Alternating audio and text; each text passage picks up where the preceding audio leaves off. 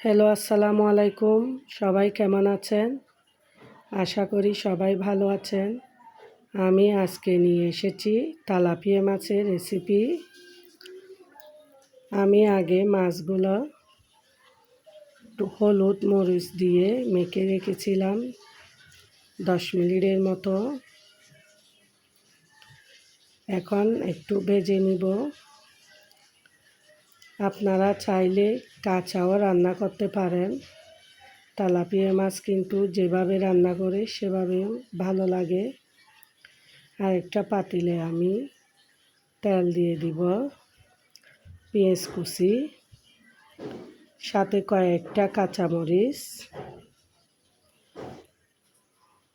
1 চামচ হলুদের গুঁড়া, মরিচের গুঁড়া 1 চামচ, মশলার গুঁড়া 1 চামচ। এখন একটু পানি অ্যাড করে দিয়েছি। 10 মিনিটের মতো কষিয়ে নিয়েছি। ভেজে রাখা মাছ আমি দিয়ে দিব। টমেটোগুলো আমি দিয়ে দিচ্ছি এখন, কারণ টমেটো সিদ্ধ হতে সময় লাগে। এখনকার টমেটো 10 মিনিটের মতো ঢাকিয়ে দিয়েছি। দিয়ে দিয়েছি ধনেপাতা। বাস হয়ে গেছে তেলাপিয়া মাছের রেসিপি।